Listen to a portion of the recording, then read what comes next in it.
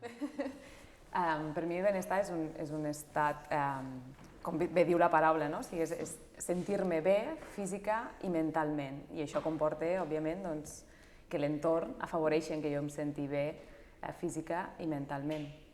No sé si per tu també és algo així o...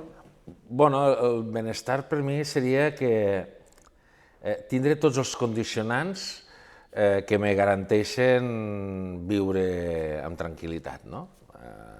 Que puc fer el meu dia a dia bé, tranquil·lament i que puc assolir un nou estat. És a dir, el benestar seria el mínim que necessito per viure. No? És a dir, poder tenir una salut, poder tenir uns recursos mínims per poder fer tot allò que vulgui, un habitatge i un entorn que m'afavoreixi en les relacions d'amistat, de família, mínim. El benestar seria mínim això, garantir que tinc salut, que puc fer el mínim per viure, menjar i relacionar-me amb la gent del meu entorn. No? Seria això, és el mínim que necessito per poder assolir un nou estadi, no? Sí, aquest entorn que t'afavoreix a això, a tenir, com dius, la salut i també la salut mental, que jo crec que tot això també fa que visquem amb aquesta tranquil·litat que dius. No, això és clau, perquè la salut mental també és un altre tema que hauríem de treballar-lo més, perquè, clar, parlem de benestar, però tenir benestar no vol dir ser feliç, per exemple. No té per què. No té per què, no? És a dir, tu pots estar al teu entorn tot molt sol però no ser feliç, no? Però, jolín, tenim la sort de viure en un país, a Catalunya, a Espanya, que te garanteix això mínim, no? Que te fas mal, vas al metge i tens algú que te cuide, que tens una educació, que tens un accés més o menys digne a l'habitatge, no? I que, bueno, que pots guanyar uns diners mínims, almenys, per poder obtenir el mínim per realitzar-te. Sí. Aconseguir aquest benestar. O sigui, una miqueta això. Per mi la felicitat és una fita, no? És una fita que he d'aconseguir, però que és una fita que és mòbil, que no és algo... Perquè al final, durant la vida, jo vaig prenent accions per poder arribar a aquesta felicitat que es basa en els meus valors, però que els meus valors també van canviant, el meu entorn també va canviant. I que aquesta fita no només inclou el que jo pugui fer per poder-la aconseguir, sinó que el meu entorn, que possiblement són accions o el meu entorn no el puc controlar, no? O sigui que al final la meva felicitat també té a veure no només amb el que jo pugui fer per aconseguir-la, sinó també amb el que el meu entorn pot fer, perquè jo l'aconsegueixi. Però jo crec que és una fita, la felicitat, que és... Em fa molta gràcia això que dius, perquè a mi quan em pregunten, escolta, què vols que siguin els teus fills de grans? Feliços, no? Feliços. Feliços. Què vol dir això? Feliços. I què vol dir que siguin feliços? Doncs, primer que tot, per mi, el ser feliç vol dir estimar-te a tu mateix i sentir-te realitzat. A partir d'aquí, tot el demés ja vindrà, no? Però, des de luego, no pots ser feliç si no t'estimes a tu mateix. I estimar-te a tu mateix és ser com ets, no? Més grassonet, més lleig, més guapo, amb unes habilitats unes altres. Jo sóc un desastre amb esports, però pot ser alguna cosa que de ser bo. Ser feliç amb tu mateix, amb el que ets, amb el que te relaciones, ¿vale? I a partir de tu estimar-te com ets, doncs transmetre-ho i compartir-ho amb els altres. Però és ser feliç amb el que ets. Això per mi és el més important, és estimar-te com ets i les decisions que prens i el que fas. Totalment d'acord amb tu, Òscar. Doncs com per mi és aquesta fita, doncs és prendre decisions, sobretot cap a l'autocura, no? O sigui, com tu dius, no? L'estimar-se un mateix, però això representa una autocura, no? De cuidar-me, també amb salut, no? Però també cuidar què és el que jo vull, no? I prioritzar-me i prendre decisions en funció dels meus valors i poder arribar a aquesta felicitat. Jo li afegiria una cosa més. Hi ha una cosa a la qual no ens ho ensenyen, que és aprendre dels errors o del fracàs. No? A mi em fa molta ràbia això, perquè estem tots encaminats a que tot ha de sortir bé i tot ha de... No, perdona, la vida reps una de cops i d'hòsties i d'errades, jo diria que més que l'altre. Llavors, la felicitat per mi parteix en aprendre de tot això, en superar-ho i no en alimentar-se dels errors, no? És a dir, a mi la gent, és que jo si hagués fet allò, si hagués... Escolta, la vida, mirar-la enrere, només l'has de mirar per aprendre cap a les properes decisions, no per alimentar-te en si jo hagués fet allò. Has pres una decisió, tira. I això forma part de la felicitat. L'aprendre que tot el que has fet, ja ho has fet, i t'ha d'ajudar a superar el que ve per endavant. No?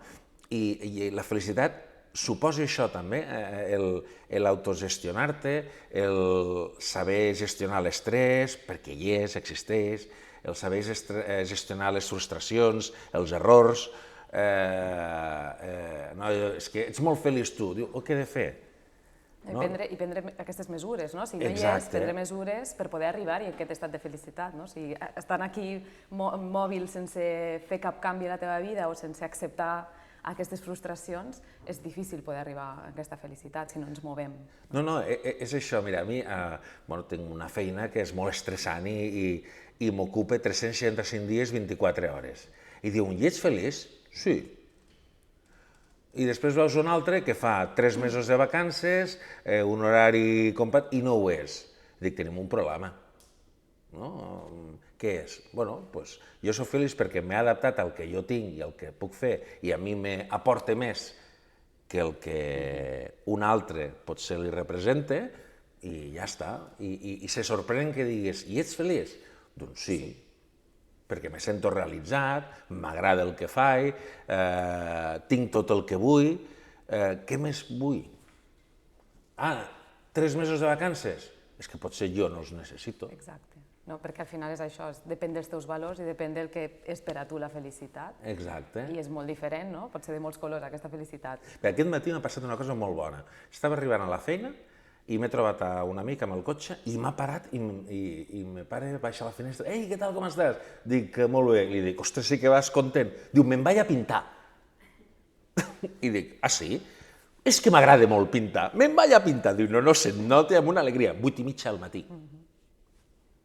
I m'ha parat, m'ha saludat, va fer dies que no ens veiem, què tal? Home, vaig a pintar. Dius, doncs per un altre no, però per a ell li fa feliç això. I, he arribat a la feina rient. Feliç. Al final ens passem moltes hores a la feina, com perquè no ens agradi, no? O per fer... Sí que a vegades hi ha persones que no tenen l'oportunitat, potser, però per mi, per exemple, la meva feina és la meva vida, no? O sigui, m'encanta i, per tant, també em fa feliç. I clar, ens passem moltes hores a la feina.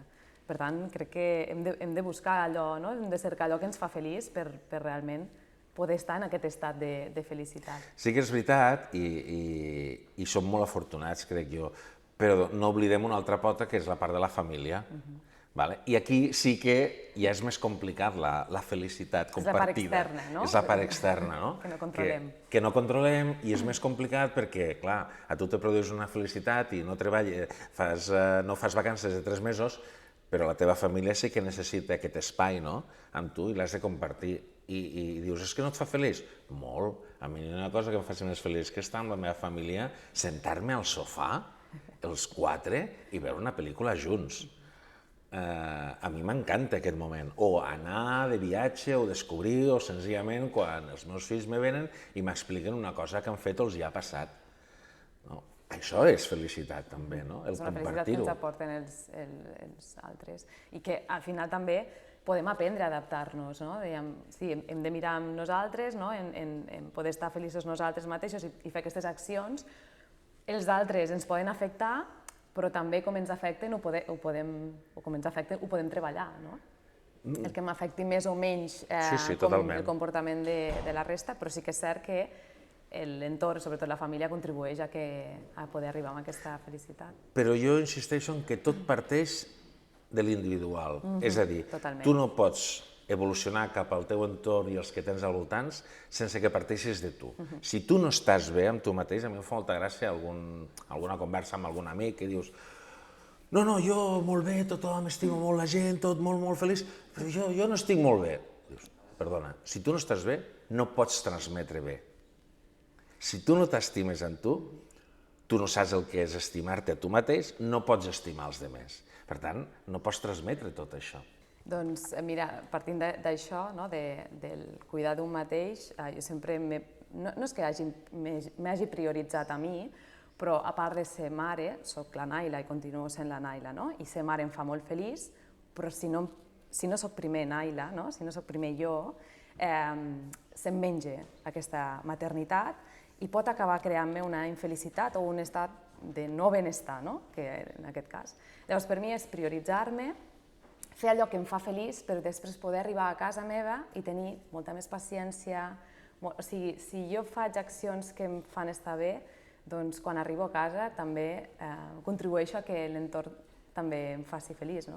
La maternitat és dura, la paternitat imagino que també.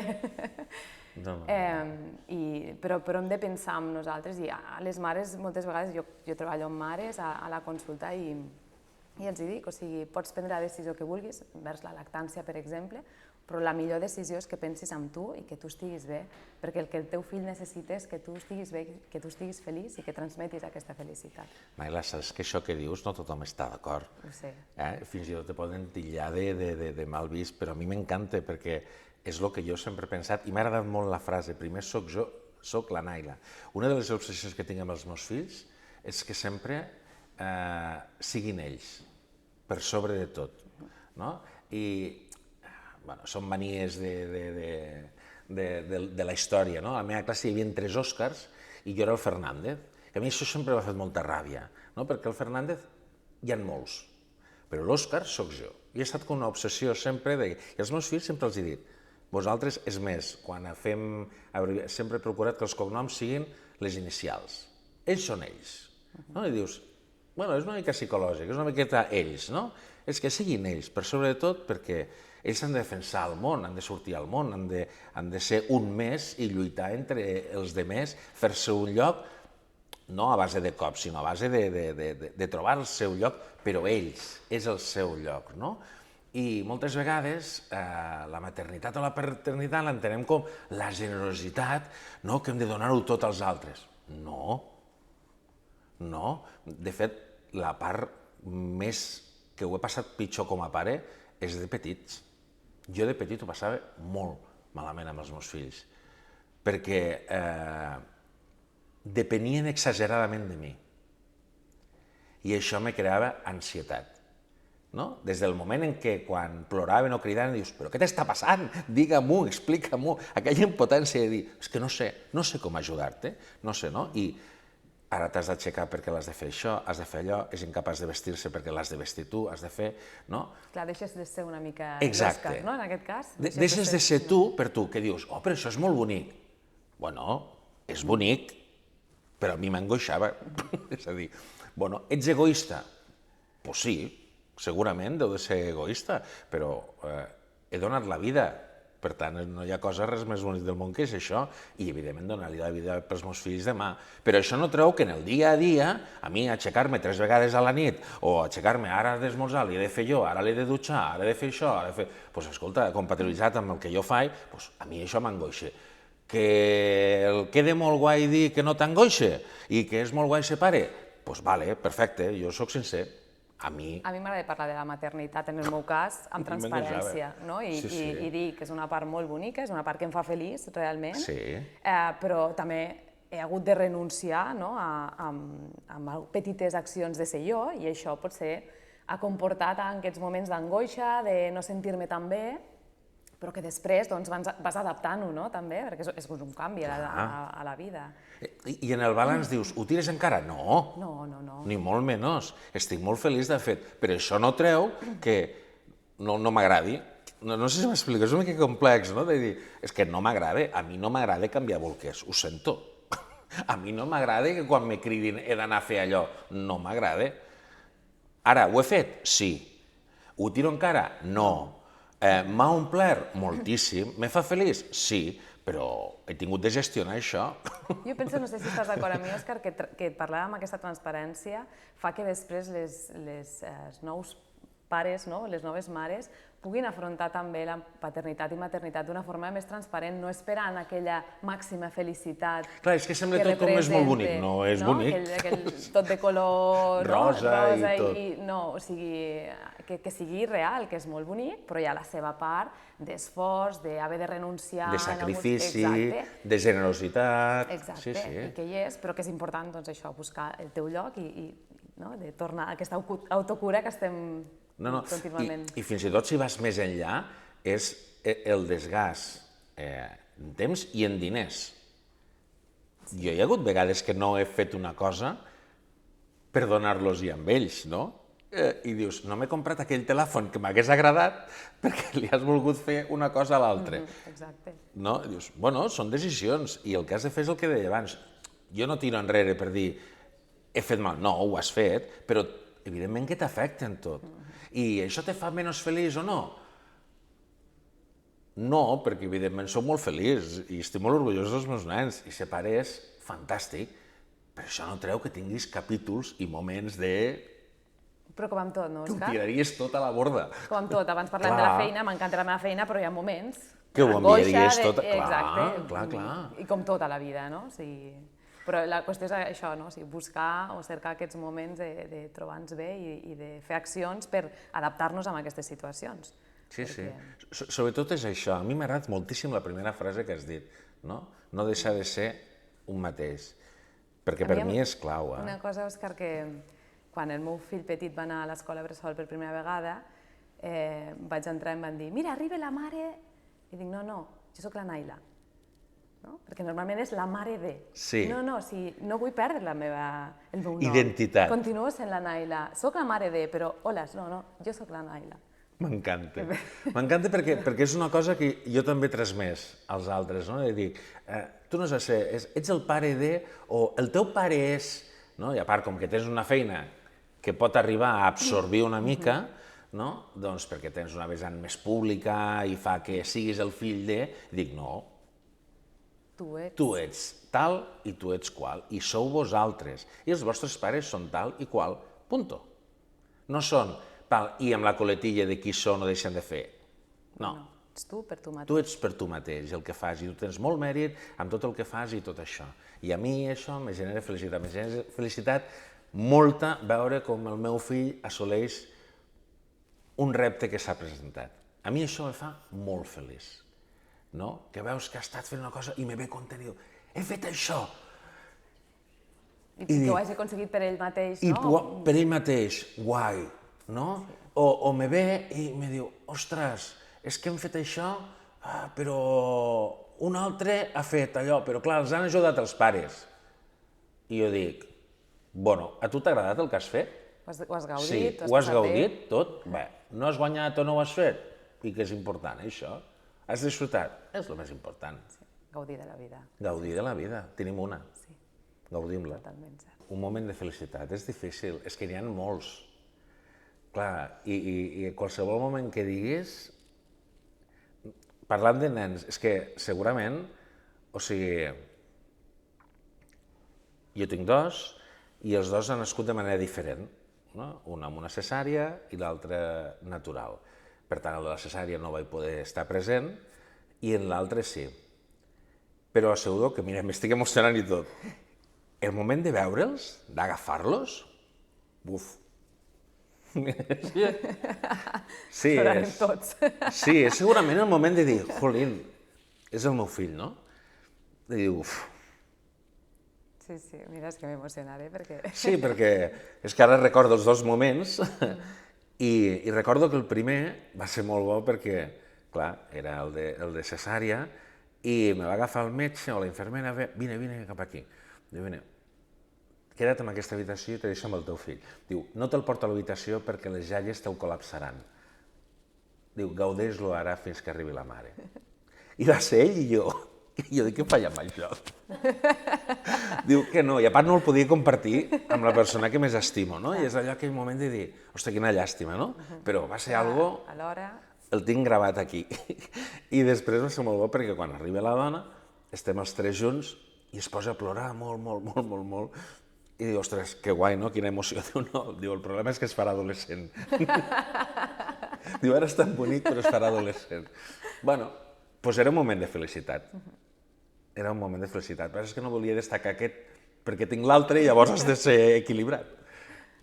I l'altre, en canvi, va ser natural i, clar, és molt diferent. Veure com surt, com veure... que és una guarrada, tot s'ha de dir. Que diuen que és molt bonic, no és bonic. A veure, a mi me va fer molt feliç de mare. Jo vaig tenir també dos passos diferents. Un no el vaig poder veure néixer i l'altre sí. I és molt bonic, però la situació no la recordo com a de màxima felicitat, com a mare. No, i has vist que jo t'he dit que el moment de després, quan el tens, perquè el moment aquell jo crec que és gore, és fins i tot gore, o sigui, no. Però mira, recordant això, o sigui, parlant de maternitat i paternitat, per mi el moment en què els meus fills es van conèixer i veure la reacció del meu fill gran, sobretot perquè jo patia, no?, de com afrontaria aquest moment, i veure, no? Sí, m'emociona també, veure com arribava amb tota la il·lusió, els ulls... Sí, això ho tinc gravat també, els ulls d'il·lusió, no? De tinc un germà, no? És que és veritat, és que és molt injust això que ens han dit d'un moment, no? Perquè hi ha molts, és que aquest també és un altre moment. Després va vindre la frase, bueno, és molt guapo, però quan marxe. També t'ho van fer. No. Quan marxe. Dic, no, xiqueta, aquest ja ha vingut per quedar-se. És que hi ha molts. Sí que és veritat que quan tens fills, aquests moments de felicitat els trasllades més amb ells, no? És a dir, jo diria que hi ha 3 moments de felicitat o 3 estats de felicitat, no? L'individual, el de parella o familiar, si li vols traslladar, i després hi ha una altra categoria, que és la dels fills. Està en un altre... Està en un altre nivell, és diferent, és diferent. Tot és felicitat, no? Però, clar, si tens uns fills, és el que et deia, no? T'absorbeixen tant que fa lleig no destacar el teu moment de felicitat. Però clar que he tingut moments de felicitats meus, i en destacaria, no? Però fa lleig, com dir-los, no? Davant de tenir uns nens o una parella, no? Però, evidentment, moment de felicitat amb la meva parella, molts també, no? Però acabem destacant la dels nens perquè t'absorbeixen. Curiós. Sí, i aquests moments que potser ens han transmès tant, no? Ens han fet viure tant emocionalment i que se'ns queden molt gravats. És que no hi ha gesto més generós que donar la vida, crec jo. És que tu has donat la vida, has aportat vida. És teu. Bueno, és teu és molt lleig, no és teu, però és part de tu. Has ajudat a contribuir a donar vida. I continuem, no? Ui, tant. Perquè al final som un reflex, no? Sí. I aprenen de nosaltres. Vull dir que continuem oferint una educació des de... I a mesura que es fan gran, te n'adones que se queden més amb el que no expliques que amb el que expliques. Sí, amb lo no verbal. Amb lo no verbal, no? Sí. Que dius, els has matxacat molt una cosa, però amb allò no se queden. I amb allò que fas tu, els hi fas de testimoni, no? Tornant a parlar de felicitat també, està molt bé que els hi diguem tu has de ser feliç quan siguis gran, però jo crec que el millor regal és buscar la nostra pròpia felicitat perquè ells vegin, no?, que som feliços i que... Mira, havia una cosa que l'altre dia, no fa gaire, me van dir el meu fill petit, me diu, papa, tinc molt clar que de gran no seré com la teva feina, no faré la teva feina. Diu, perquè fas moltes hores i treballes molt, però sí que vull ser tan feliç amb la meva feina com tu ets amb la teva. Ostres, que bonic. I jo dic, ostres, què m'acabé de dir ara? Diu, d'entrada m'ha fet un zasca dient que treballo molt, però per una altra han vist i han captat que realment per mi la feina em fa feliç. I dic, doncs ja està, positiu. Ells no han vist la feina com algo dolent, sinó com algo que t'omple. I això m'ho va dir no fa gaire m'ho va dir, diu, teva feina no sé si la faré, però sí que m'agradaria viure-la com tu l'estàs vivint. I això és el no verbal que transmetim. Exacte.